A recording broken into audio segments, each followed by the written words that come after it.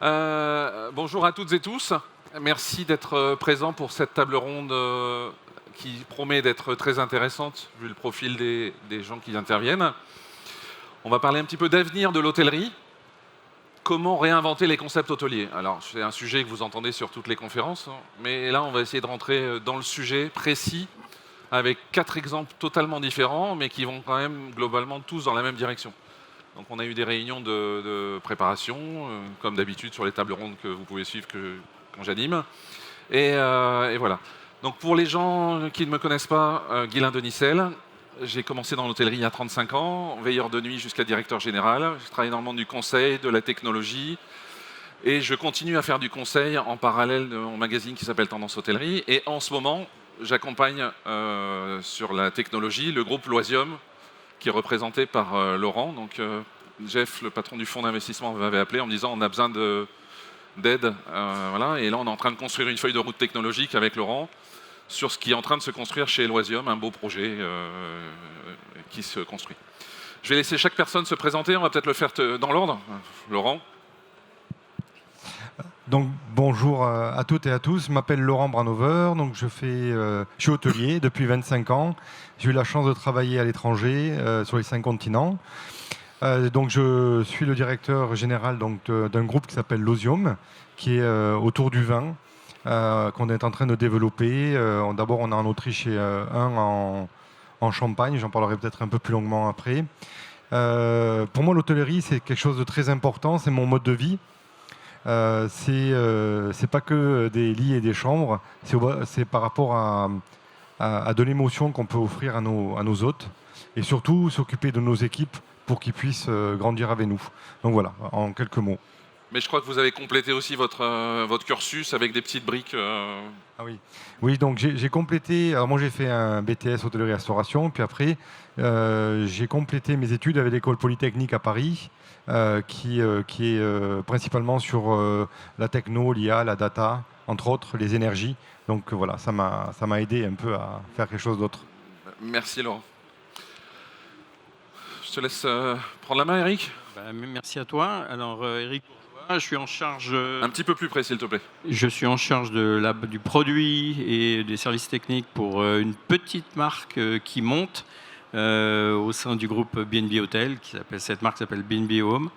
Et j'ai rejoint B&B Hotel il y a un peu plus de 7 ans et depuis 1 an donc, sur le lancement de cette nouvelle marque qui compte aujourd'hui 9 établissements, avec une perspective d'en avoir une quinzaine pour la fin de l'année et entre 50 et 60 en 2030. Merci beaucoup. Pauline, tout le monde la connaît, mais je compte sur toi pour te présenter quand même. Bon, bonjour à tous. Donc, Pauline Auster, vice-présidente de la marque Tribe au sein du groupe Accor. Une marque qui est en train de grandir, donc marque positionnée sur du lifestyle, du 4 étoiles, et qu'on est en train de développer dans le monde entier. Pour ceux qui n'ont pas encore eu le plaisir, on va vous parler au cours de plaisir de nous visiter, on va en parler au cours de cette table ronde, mais c'est l'hôtellerie différemment, et c'est plus un lieu de vie qu'un lieu où dormir. Moi, j'ai 18 années d'expérience dans l'hôtellerie, et j'ai commencé au sein du groupe stagiaire, parce que l'hôtellerie, c'est encore un métier où on peut grandir en bas de l'échelle et arriver très haut.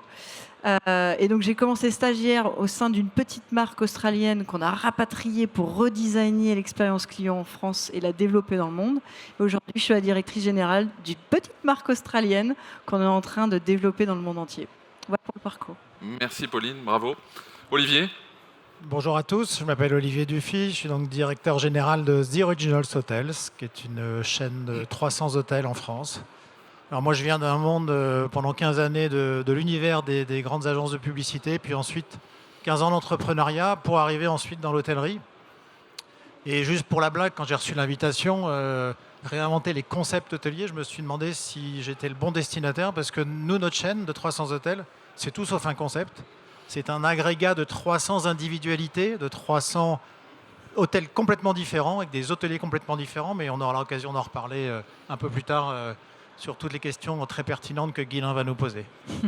300, mais qui vont quand même tous dans la même direction. C'est ça le concept. J'étais sûr que tu allais revenir à ça.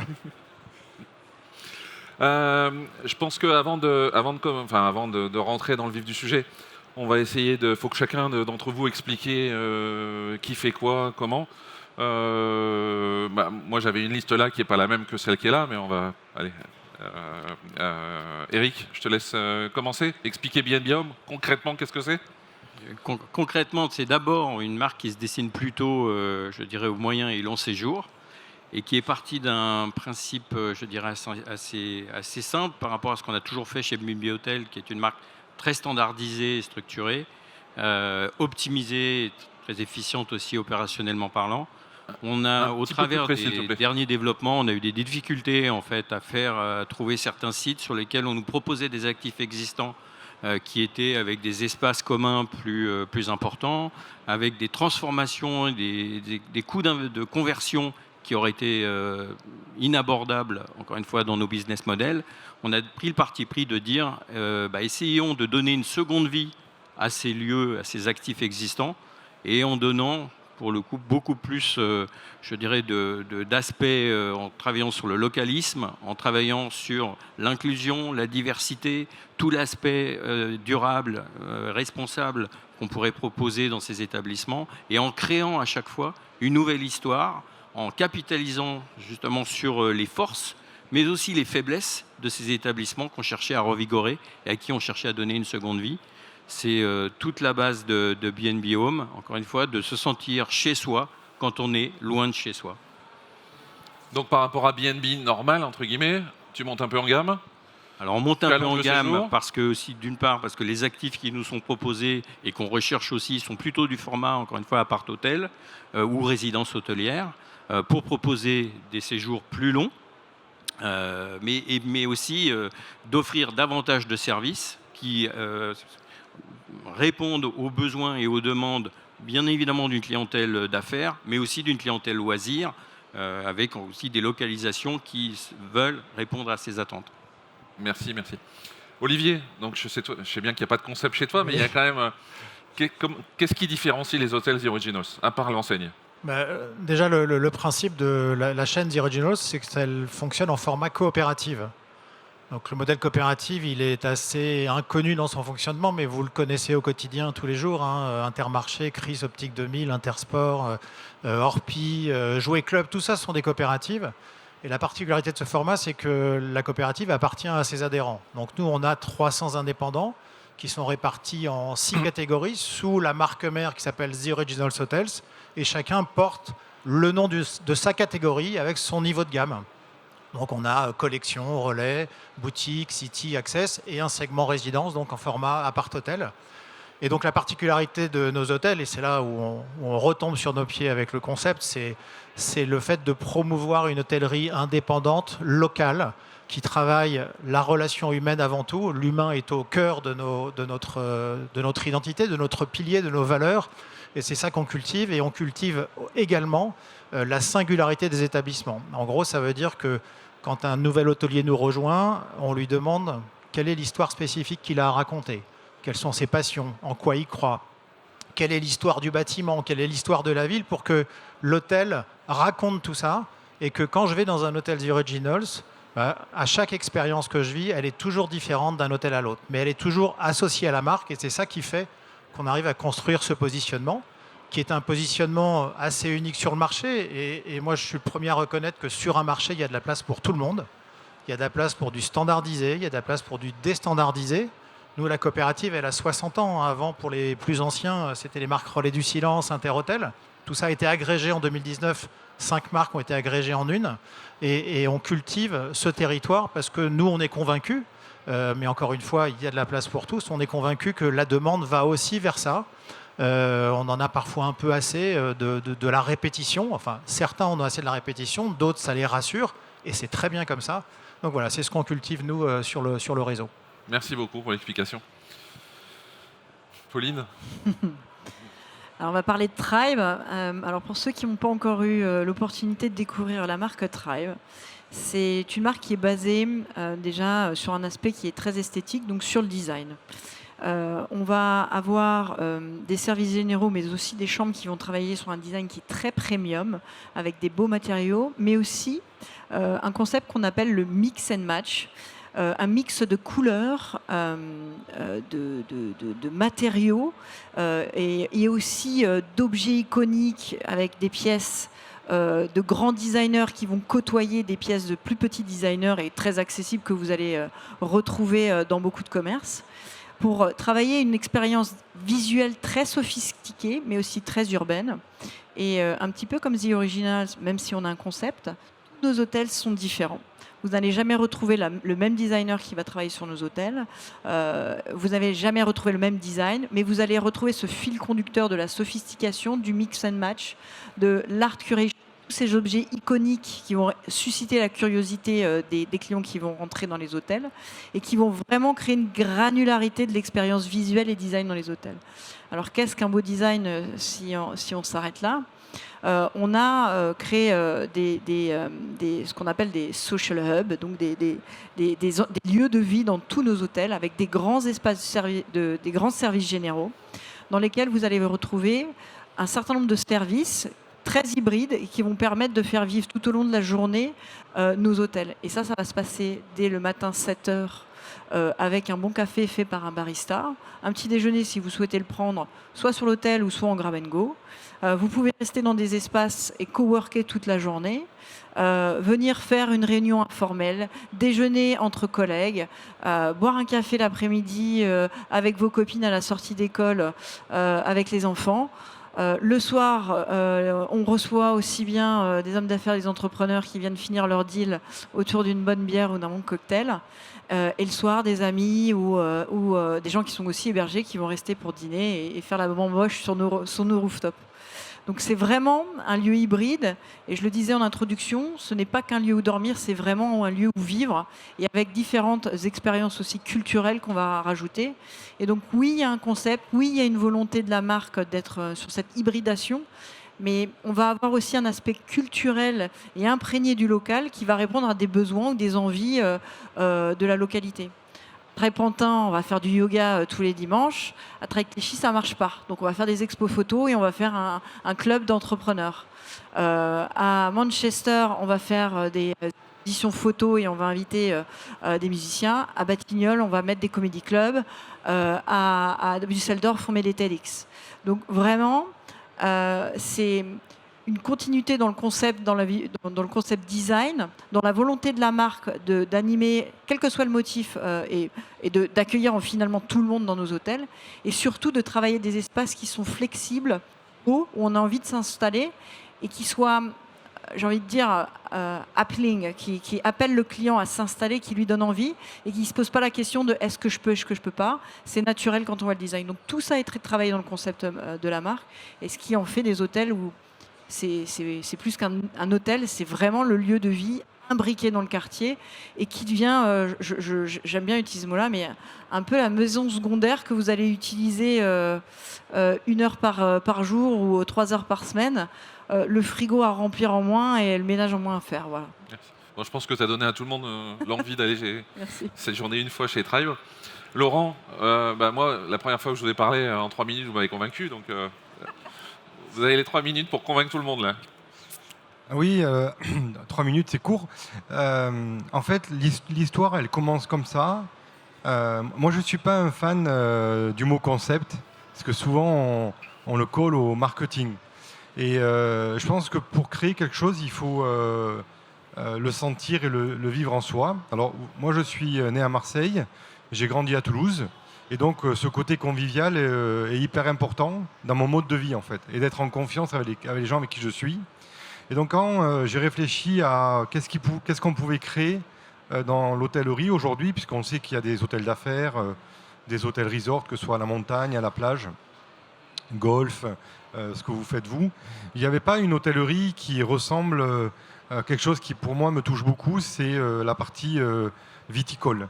C'est quoi le vin ? Le vin, c'est des paysans qui ont la main à la terre et la tête dans les étoiles souvent, et qui font quelque chose qui est extrêmement vivant, qui est extrêmement évolutif et qui marque les esprits quand on le boit en fait. On peut boire un très grand vin avec des gens qu'on n'aime pas et il aura un goût de vinaigre, et inversement, on peut boire un vin de table avec des gens qu'on aime et qui soient extraordinaires. Et donc de là est venue l'opportunité de créer cette marque ou de relancer cette marque autour du vin. Donc c'est quoi l'Osium ? C'est un lieu où quand vous rentrez, vous fermez les yeux et vous les ouvrez et vous êtes dans un environnement plutôt contemporain, très singulier, extrêmement vivant et qui est tourné vers les vignes. Ces vignes qui vivent 4 fois dans l'année, automne, printemps, hiver. Et automne, printemps et été. Et donc l'objectif derrière, c'était de dire qu'est-ce qu'on fait pour être en parfaite harmonie avec les personnes qui sont avec nous, donc les vignerons, mais aussi toutes nos équipes. 90% des équipes sont locales, et donc pour ça c'est très important, avec peu de turnover. Et l'Osium pour moi c'est, j'espère en tout cas, c'est une collection d'hôtels qui va magnifier l'Europe, et puis demain l'Amérique et l'Australie et l'Afrique du Sud. Et pour finir, moi je crois beaucoup à la relation humaine. C'est quelque chose qui m'a toujours parlé et qui me fait vivre depuis que je suis tout petit. Et on a créé un groupe avec des Français, des Italiens, des Autrichiens, des Allemands. Et j'ai le plaisir d'avoir notre directrice des vins, Chantal Gousse, qui est d'Afrique du Sud.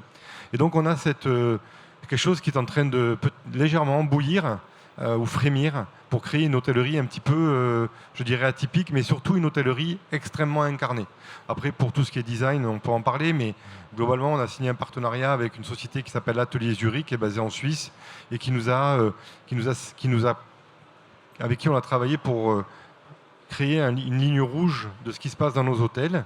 Et dans chacun des hôtels, on aura un architecte défini, parce que l'hôtellerie qu'on peut faire dans la Napa Valley, par exemple, extrêmement moderne en termes de bâtiments, va être différente si on fait en Bourgogne ou en Bordeaux, par exemple. Donc voilà. Quels sont les prochains qui vont ouvrir ? On peut en parler ? Alors les prochains, alors moi j'ai une double casquette puisque je travaille aussi pour le fonds d'investissement Limestone Capital, où on achète des hôtels. Donc on en a 2 en Italie, Chianti et Montepulciano, un qu'on a acheté il y a 15 jours en Géorgie, qui est quand même le berceau du vin, c'est assez rigolo, on en a parlé d'ailleurs ensemble. Au Portugal, un autre en Italie qui sera Prosecco. On travaille sur un projet en Afrique du Sud, mais qui est assez loin. Un projet à côté de New York, un projet dans la Napa, et 2 projets en Australie. Voilà. Je ne parle pas de la Bourgogne pour l'instant, mais on travaille... et Bordeaux, oui, pardon, Bordeaux en 2028, qui va ouvrir. Ouais, excusez-moi. Merci. On constate aujourd'hui que la société change, les clients changent, et comment est-ce que c'est une conséquence ou est-ce que c'est une suite logique pour vous ? Je sais pas, Pauline, je pense que tu es taquée là-dessus, toi. Ouais, je suis au taquet, c'est vrai. C'est vrai, j'ai fait une petite keynote d'ailleurs sur le sujet hier. Non, mais je pense que la société change et qu'il y a eu plusieurs accélérateurs. On l'a tous plus ou moins bien vécu, le Covid. Et le Covid, ça a été un formidable accélérateur sur les changements de comportement et la relation avec l'hôtellerie, parce qu'il nous a tous obligés à faire un truc, c'est de travailler de chez nous. Et donc, il nous a obligés à travailler de manière hybride. Alors pour ceux qui travaillaient déjà pas comme ça, mais en tout cas, ça a été un vecteur de changement de relation au travail et surtout depuis où on travaille. Donc forcément, il y a eu ce premier accélérateur-là qui a poussé l'hôtellerie aussi à devenir ce deuxième lieu de travail avec la création de coworking, d'espaces où on peut se connecter, travailler, se restaurer aussi, parce que faire une journée de 10 heures de boulot, si on n'est pas capable de boire un thé, un café ou manger un bout, c'est toujours assez compliqué. Donc ça a été un premier accélérateur, mais il y a un accélérateur aussi qui a été plus silencieux. 25% des salariés qui travaillent en full remote, donc vraiment qui sont tout le temps en télétravail, ont un sentiment de solitude qui est très axé. Et donc ça a poussé aussi à chercher des lieux en fait où se sociabiliser.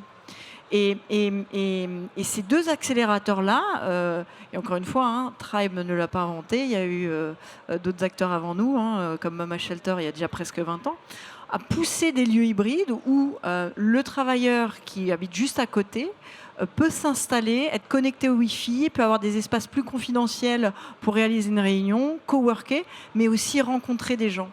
Et ça, chez Tribe, on a vraiment compris dans nos espaces, on a un bar central, on a différentes assises, des cowork et aussi des canapés où on peut faire une réunion informelle, mais en tout cas des espaces de sociabilisation, et ça se passe aussi bien dans ces moments où on bosse que dans les organisations de moments culturels, comme je vous l'ai dit, où finalement là, on va networker, on va partager, voir une expo, se mettre tout simplement au comptoir du bar et discuter avec un des mixologues de cocktails, de vin. Et ça, je pense que... alors, ça a été une chance aussi, parce que du coup, ça nous a poussé à nous remettre, nous, hôteliers, en question, mais à optimiser nos mètres carrés, qui finalement étaient morts la plupart du temps. Et aujourd'hui, de plus en plus, l'hybridation, c'est la nouvelle hôtel. Il y a un concept qui marche bien, c'est un concept qui répond aux voyageurs qui prend son avion, son train, mais c'est aussi un concept qui est tellement imbriqué dans le local qui devient un réflexe de « tiens, j'ai envie de faire un break, je vais me prendre mon matcha latte chez Tribe, tiens, j'ai envie d'autre chose, j'ai envie de faire une pause, les gamins ça crie, chérie, tu me laisses 1 heure, je vais prendre mon bouquin, je vais me mettre dans un canapé dans un hôtel et je vais me boire un verre, ou j'ai pas envie de faire à manger, viens, on va se prendre un truc un peu sympa sur le rooftop du Tribe Clichy, juste au coin du quartier ». Mais tout ça a fait que ces accélérateurs-là ont fait que le mode et l'usage de l'hôtel ont été complètement transcendés. Et encore une fois, il y a des marchés qui ont été... qui avaient plus ce réflexe-là. En France, on a très longtemps été de est-ce que si l'hôtel a un restaurant, est-ce que je peux y rentrer? Aujourd'hui, je pense que cette démocratisation de ces espaces-là, elle est connue, elle est reconnue.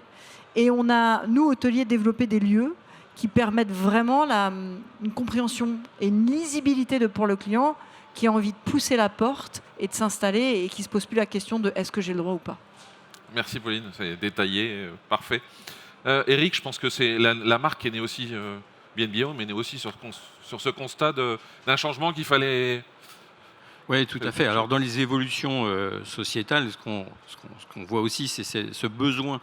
Bon, déjà, la frontière, je dirais, entre le loisir et le travail, c'est ce qu'expliquait Pauline, aujourd'hui est beaucoup plus floue que dans le passé, notamment sur la clientèle business, mais également sur les courts séjours, ce qu'on voyait un peu moins, beaucoup moins avant. Donc ça, c'est un événement important à considérer. Deuxièmement, on voit aussi une croissance en fait des voyages en groupe, des voyages en groupe et également transgénérationnels. Mais sans perdre pour autant de l'autonomie et de la liberté et de la flexibilité. Et puis, de plus en plus, alors je ne sais pas pour que prêcher, je dirais, les piliers forts de B&B Home, mais tout ce qui va toucher à un tourisme plus responsable, dans des approches, des activités aussi un peu plus authentiques, encore une fois, découvrir localement ce qui se passe, et pas juste rêver, je dirais, à l'international.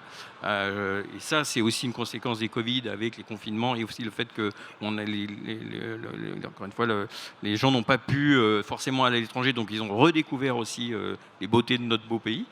Et quelque part, ça, encore une fois, ça pousse, encore une fois, dans des expériences où on va voir, et j'aime bien ce côté hybride dont tu parles, parce que c'est vraiment ça, c'est ce qu'on a dans l'offre d'un peu d'appart-hôtel, c'est on va avoir cette liberté, cette autonomie, cette flexibilité aussi à faire ce qu'on veut, quand on le veut, aller au restaurant ou manger, entre guillemets, chez soi. Et puis en même temps, la sécurité, la fiabilité, le professionnalisme du personnel hôtelier qu'on trouve dans un hôtel traditionnel.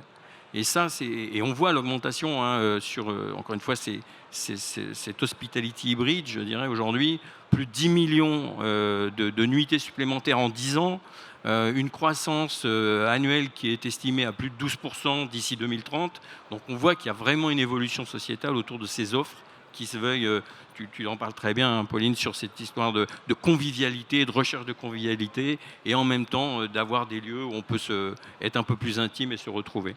Merci. Laurent, pareil sur le luxe, il y a un mode de consommation qui a évolué aussi, non? Alors moi, je vais juste rebondir sur un élément.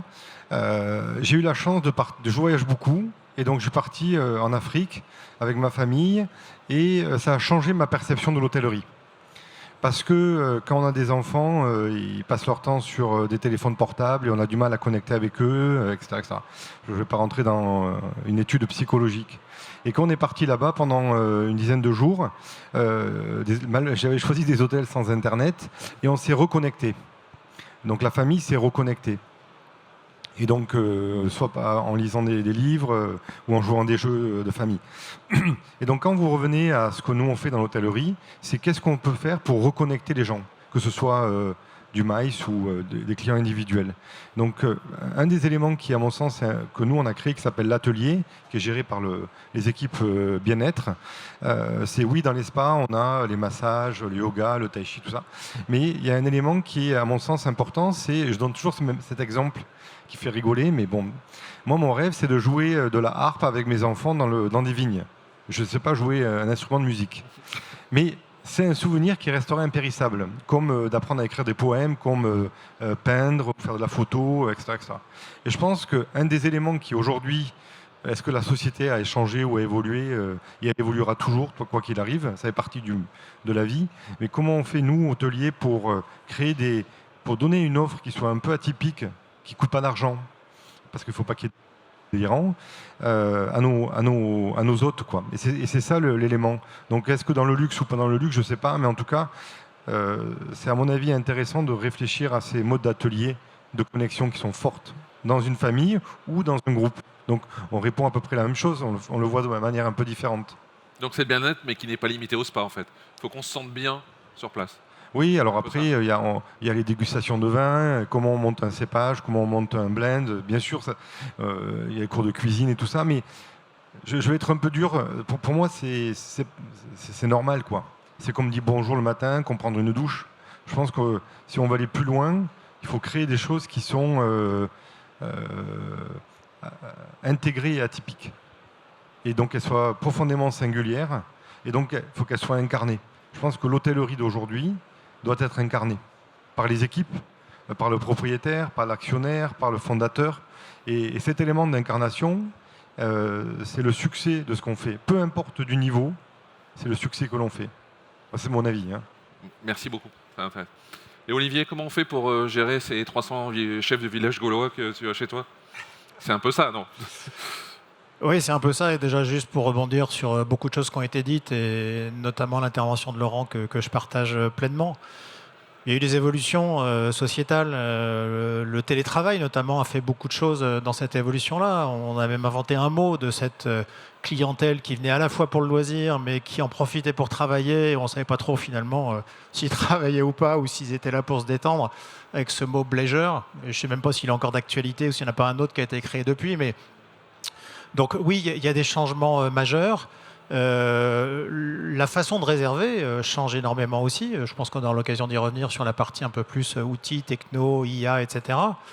Mais il y a quand même une chose qui ne change pas, c'est ce besoin quand on va dans un établissement, que ce soit pour le business ou pour le loisir, et que ce soit en famille, en couple ou même seul, parce qu'il y a de plus en plus de gens qui voyagent seuls, et notamment des femmes qui voyagent seules, c'est le fait de pouvoir profiter d'une espèce de parenthèse un peu à part.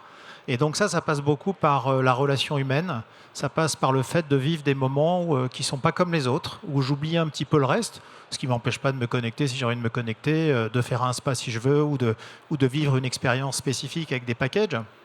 Mais le fait de se souvenir peut-être un peu différemment de mon séjour que celui que je pourrais vivre dans un hôtel plus standardisé et plus classique. Encore une fois, n'y voyez aucune critique là-dedans.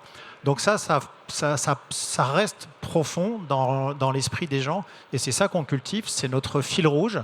Et nous, on est là, plateforme de service, on est une 60aine de personnes au siège, à accompagner au quotidien tous ces hôteliers, tous ces hôtels, dans le fait de leur proposer des services, des accompagnements, des outils très pointus. On travaille avec Amadeus, qui est un des plus gros acteurs sur le marché. On travaille sur l'intelligence artificielle. On travaille avec plein de PMS, qui sont les logiciels de caisse que vous connaissez. Voilà, le fait d'être coopérative et de prôner l'humain ne nous empêche pas d'être extrêmement pointu en matière d'accompagnement techno.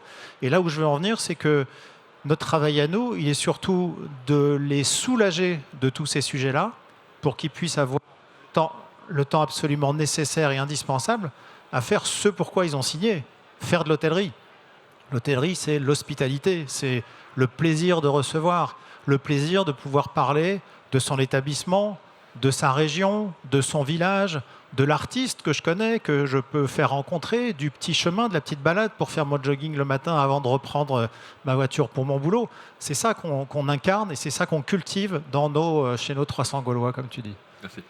C'est bien parce que tu as fait la transition vers la partie technologie, tu en as parlé un petit peu, mais comment est-ce que vous avez décidé de changer et comment vous avez pris les bonnes décisions, enfin les décisions que vous avez prises pour aller vers ce que vous faites aujourd'hui? Alors, je ne sais pas si ce sont les bonnes décisions, en tout cas, c'est celles qu'on a prises à l'époque. Lors du changement de marque en 2019, enfin, la création de cette marque The Original Human Hotel and Resorts, vous voyez que Human est dans le nom de la marque. On a également changé d'outils, de technologie. On est passé sur Amadeus. On s'équipe de tout un tas d'outils. Bon, je ne vais pas rentrer trop dans le détail, mais des RMS pour accompagner de façon hebdomadaire nos hôteliers sur un sujet qui est essentiel, c'est la bonne stratégie tarifaire. Le yield, en gros, avoir le bon prix au bon moment face à la bonne concurrence, etc. On s'est lancé dans l'IA, alors vous allez me dire comme tout le monde. La recherche d'hébergement évolue.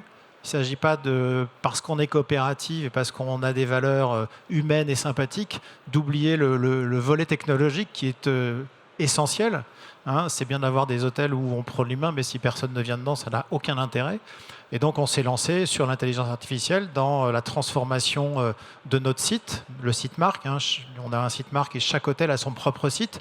Et ils ont le même moteur de réservation. Tout ça arrive sur Amadeus, mais pour faire en sorte qu'on soit détecté par les agents conversationnels, donc les LLM, pour parler avec des acronymes. C'est bon, LLM, parce que tu avais nous demanderait de préciser, mais je pense que l'LM, ça parle à tout le monde. Donc oui, on avance aussi là-dessus. Il ne s'agit pas de laisser le temps passer et de laisser le marché évoluer sans nous, certainement pas. On est aujourd'hui 4e marque du marché en nombre d'hôtels en France. Donc on doit continuer à accompagner nos hôteliers encore et encore, de façon de plus en plus poussée. On a lancé même un nouveau contrat où on prend en charge leurs réseaux sociaux, la gestion de leur e-réputation, un accompagnement sur la RSE, sur des outils qualité, encore une fois pour faire en sorte qu'ils dédient le plus possible de temps à faire le métier qu'ils aiment. Donc voilà, c'est la techno au service de l'humain. Et moi, je suis assez fier que année après année, on arrive toujours à maîtriser autant ce grand écart entre qui on est, notre modèle, la valeur humaine et en même temps l'utilisation des outils les plus pointus, sans que ça soit au détriment de la relation humaine. Tu l'as dit, il y a du service, il y a de l'accompagnement, la formation entre guillemets, pour accompagner vos 300 patrons, petits patrons dans cette partie. Oui, je ne me suis pas étendu sur l'ensemble des services de la plateforme que représente le siège, mais oui, on forme, on a une école de formation, on a une centrale d'achat qui achète pour eux.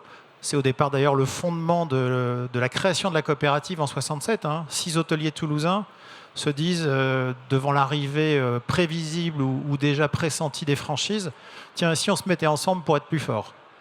Voilà, tout est dit. Et ils ont créé Interhôtel en 67 et en commençant à acheter en commun, ce qui était le plus simple globalement.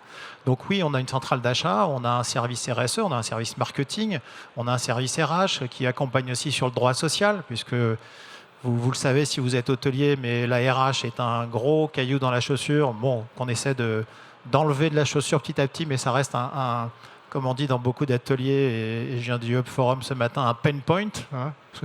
J'utilise beaucoup l'anglais, mais voilà. Et donc, comment éliminer tout ça pour faire en sorte que, encore une fois, ils soient 100% dédiés et mettent toute leur énergie dans la gestion de leur établissement. Merci beaucoup, Olivier. Pauline, la technologie, je suis d'accord, il y a plein de gens, il y a plein d'outils, et c'est tout le monde le même, on utilise tous la même chose, non? Alors on utilise tous la même chose, mais de temps en temps, parce qu'il y a des besoins spécifiques sur du spa ou sur des services particuliers, on peut être amené à utiliser d'autres outils, mais globalement, effectivement, on a un gros service IT et une Digital Factory qui nous accompagne bien sur tous ces sujets et sur l'ensemble des hôtels et quel que soit le continent.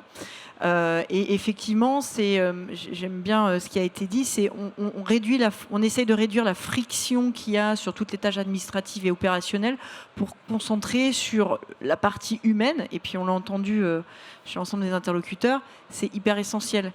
On n'apprendra jamais à quelqu'un à sourire sincèrement ou à être dans l'attention du client et dans l'envie de faire plaisir En revanche, on peut lui apprendre à utiliser un outil. Ça, c'est une procédure et ça, c'est très simple.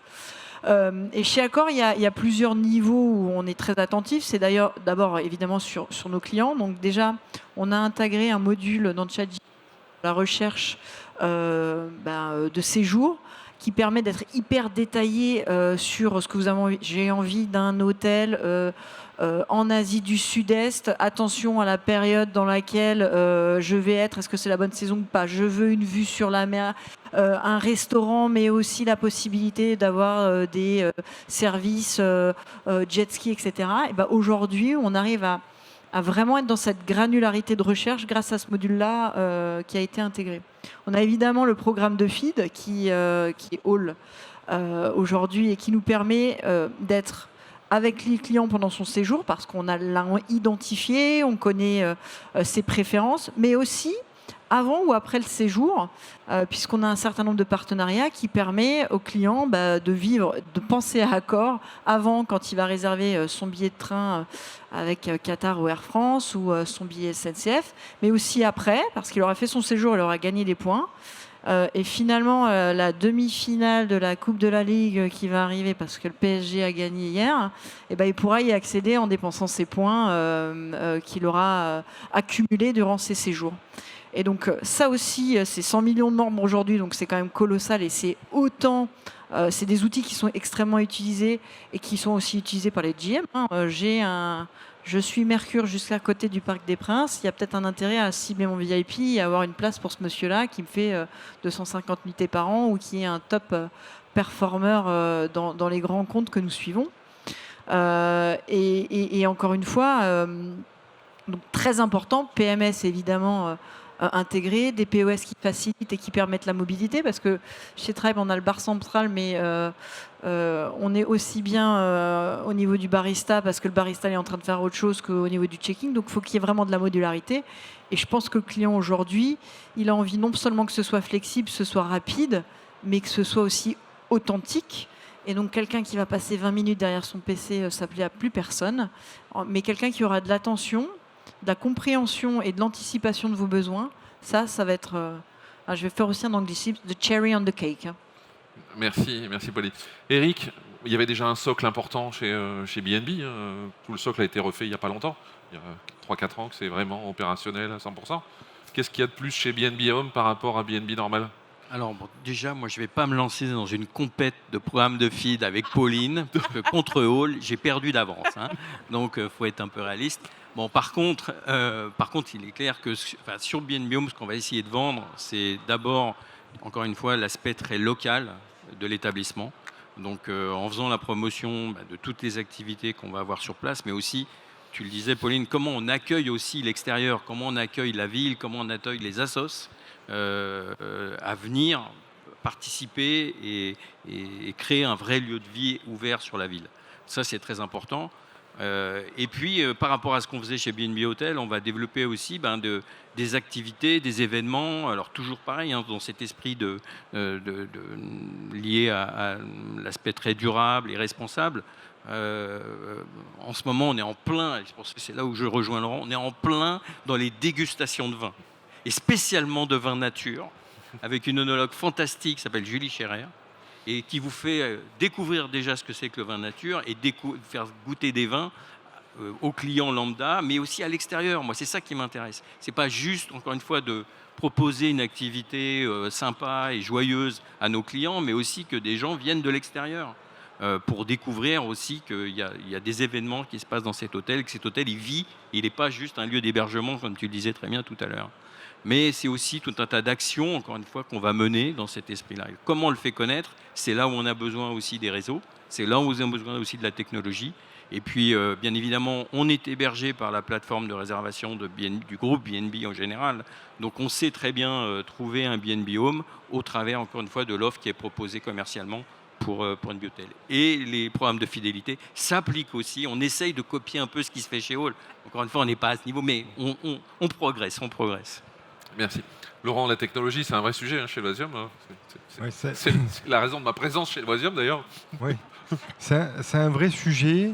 Et pour moi, aujourd'hui, le leader en techno, globalement, c'est Accor. Il ils ont une personne qui est arrivée il y a quelques années, qui a fait un travail remarquable, Maud Bailly, qui a lancé quelque chose d'assez magique. Moi, la techno, mon point de vue, il est sur plusieurs points. Le premier, c'est de dire que la techno nous aide et n'est pas un outil qui permet de mettre 3-4 personnes derrière l'ordinateur, parce qu'on l'a oublié au départ. La techno, il y a une chose où je suis extrêmement vigilant, c'est que si vous venez dans un hôtel avec votre ami et pas votre femme ou votre compagnon, et que vous recevez des emails et des newsletters parce que la techno a dit que vous étiez venu, c'est aussi très intrusif. Et c'est très compliqué à gérer.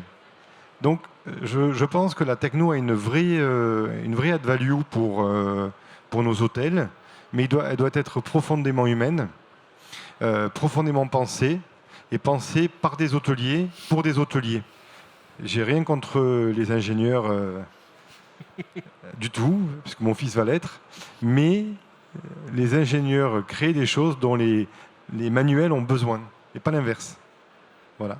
C'est bien résumé. C'est bien résumé. Moi, je suis hôtelier à la base avant de faire la technologie. Donc, d'ailleurs, si je me suis occupé de technologie, c'est parce que j'étais le plus malin avec un clavier à un moment donné. Donc, c'est comme ça que ça s'est fait. C'était naturel. Hein. Moi, j'ai toujours la technologie avec un marteau et un burin. Ah. Bon, il nous reste une dizaine de minutes. On va encore faire une petite question et après, on passera le micro dans la salle pour d'éventuelles questions. On en a parlé un petit peu, mais on va essayer d'approfondir le local. Le local, on en a parlé chez Loisium, par exemple.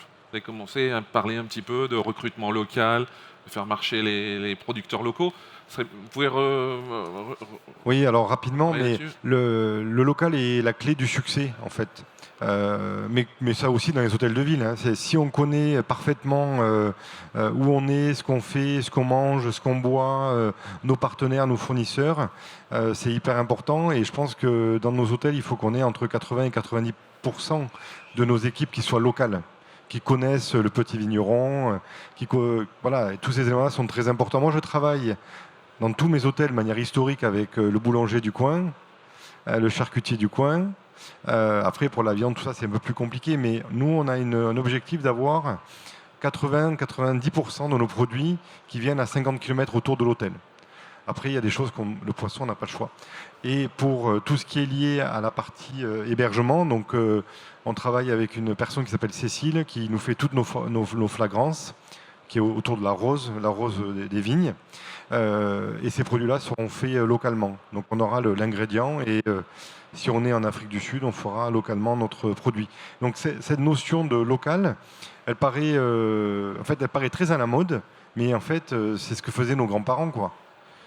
On mangeait des cerises l'été, on mangeait des pommes de terre qu'ils avaient récupérées, on mangeait des tomates qu'ils avaient faites au mois d'août, les tomates.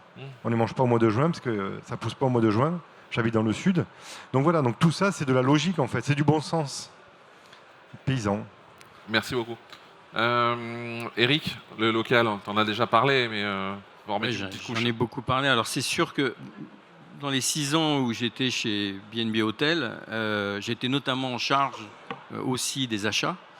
Donc j'ai un peu utilisé ça quand je suis passé côté B&B Home, mais là je me suis fait haïr par mes équipes.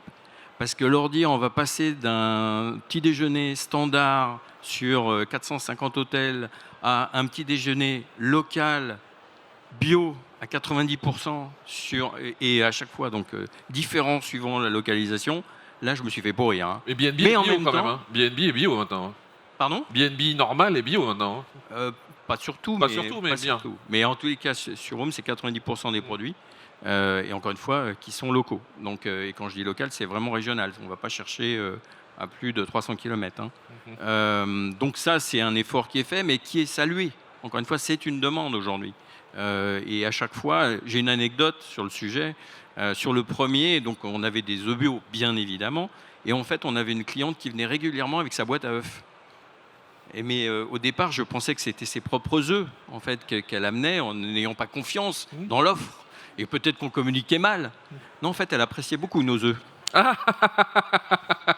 Et donc, sa boîte œufs était régulièrement pleine dans son sac, en repartant, pas qu'en arrivant. Ok, c'est le fameux buffet. Voilà, exactement. Alors, on connaissait des Asiatiques qui faisaient des grands sandwichs en partant du buffet, mais là, c'était les œufs qu'on emportait, c'était comme assez drôle. Mais non, c'est un vrai effort, c'est vrai, mais en même temps, c'est une demande, et c'est apprécié, c'est reconnu, donc ça, c'est aussi c'est le principal.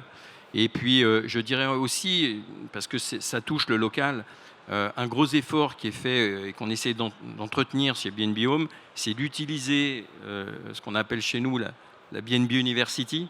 Et j'en profite parce que certains étudiants sont dans la salle, où on va justement, on a ce partenariat où on a une formation en BTS tourisme en alternance, où bien évidemment les alternants sont les bienvenus pour exercer au sein des B&B Home et apprendre leur métier d'hôtelier au sein du B&B Home. Et grâce aussi, encore une fois, à nos hôteliers, parce que tu en parlais, mais on en parlait tous, hein, je crois que l'importance, on parlait de l'humain, c'est nos hôteliers. C'est eux qui font tourner. Et dans un espace qui se veut joyeux, convivial, où on a de l'interaction, où on va créer des événements, c'est eux qui sont à la manette d'abord. Et c'est eux qu'il faut engager et emmener dans cette... d'où l'aspect local, en fait, aussi, au sein de l'établissement. Merci Eric. Pauline, je suis désolé, mais il faut qu'on donne un petit peu la parole à la salle. En plus, le local, tu l'as exprimé à plein pot. Est-ce qu'il y a des questions dans le public pour nos intervenants? Eh ben, c'est bon, tu as le temps de parler. Alors chez Tribe, faut quand même comprendre que la marque a pour vocation d'apporter les tendances lifestyle internationales dans le local.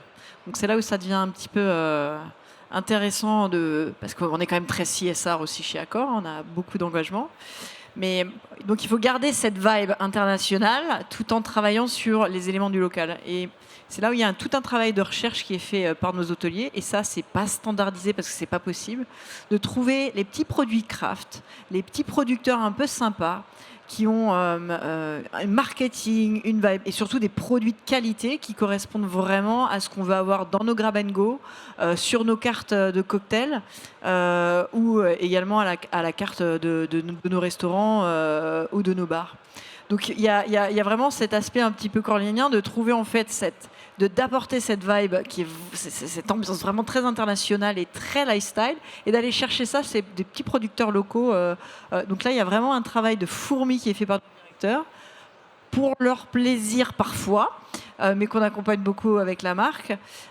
Et surtout, ça nous permet aussi d'avoir un design qui est différent et une expérience qui est différente, tout en ayant ce fil conducteur dans l'ensemble de nos hôtels.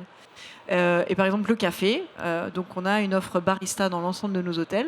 Le café, toujours voir un torréfacteur local. Alors évidemment le café n'est pas produit en France, hein, pour tous ceux qui savent comment ça pousse, ça vient pas de France. Mais en tout cas, on va demander à chacun de nos directeurs d'hôtel d'aller chercher un torréfacteur local pour qu'à chaque fois il y ait une histoire différente qui soit racontée, mais qu'on ait un niveau de prestation et cette volonté d'aller chercher ce produit craft, très lifestyle qu'on va avoir dans nos hôtels. Donc c'est là. Chez Tribe, c'est pas toujours simple pour nos hôtels et nos hôteliers, mais c'est vraiment une volonté de la marque de garder ce standard différent dans tous les hôtels. Super, merci Pauline. Olivier, je ne sais pas si tu as envie de reparler du local, parce qu'il faut aussi qu'on parle un tout petit peu de comment vous faites pour augmenter le nombre d'hôtels. C'est quoi votre méthode de recrutement? Le local en fait partie. Alors juste un petit mot sur le local. Enfin, nous, on est local dans les NAIT et EST. Hein. On est nativement dans le local.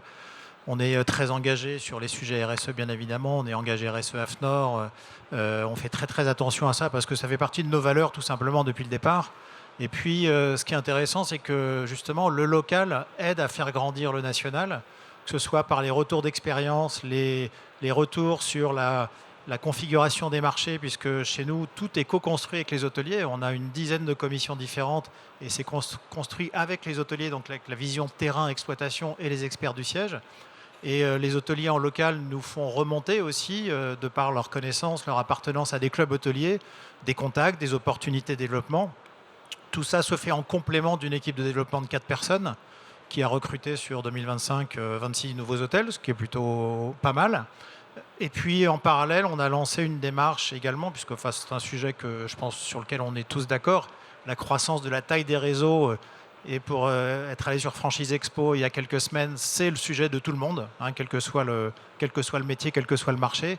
Et donc on travaille sur un sujet de croissance externe où on se fait accompagner par un cabinet pour regarder, que ce soit en France ou en Europe, quels sont les groupes, les marques qui sont les plus proche de nous en termes de personnalité, d'état d'esprit, de fonctionnement, et voir comment on pourrait s'agréger, se rapprocher, peu importe le terme.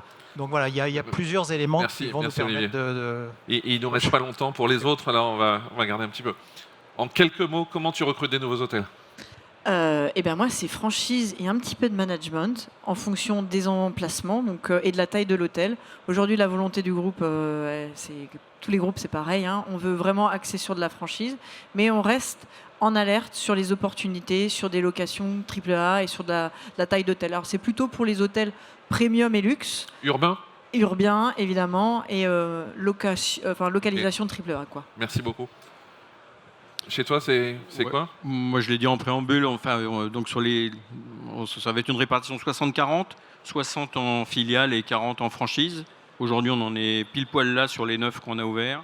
Et le plan à 2030 est sur les mêmes ratios. Ok. Laurent, quelle perspective de croissance ? Nous, on achète les murs, principalement, et on fait des HME. Donc ça, c'est simple. Ok. Bon, on a un tout petit peu dépassé le temps, mais je vais vous demander de conclure tous très rapidement, en une phrase. Quelle conclusion à cette table ronde pour vous ? Soyez hôteliers, faites-vous plaisir, faites plaisir aux clients et créez des choses qui sont rigolotes. Voilà. Bravo. Je te rejoins, Laurent. C'est soyez joyeux, parce que c'est une des bases chez B&B Home, de garder cet humour j'aime bien aussi sur d'autres chaînes. Soyez authentiques et passionnés par tout ce que vous faites au quotidien. Moi, je pense que le concept de demain, c'est la démocratisation de la maison secondaire par l'hôtel. Beau concept. Oui, le marché évolue beaucoup, les concepts hôteliers évoluent, ils grandissent, mais effectivement, ça doit rester un métier de passion. Alors, je suis d'autant mieux placé pour le dire que je ne suis pas hôtelier, mais que je vois au quotidien des hôteliers passionnés. Donc, faites-vous accompagner pour pouvoir, de façon très libre et très détachée, pouvoir exercer ce métier comme vous êtes censé pouvoir le faire, c'est-à-dire être bien accompagné sur l'ensemble des outils qui vous permettent d'être performant et de penser à autre chose que la simple utilisation de la techno, des outils, de l'administratif et ce genre de choses. Merci à vous quatre pour la qualité des échanges. Moi, j'en retiens le bon sens. Le bon sens. Avancez, faites-vous plaisir. Et voilà. Merci à vous d'être restés jusqu'à la fin. Bonne continuation.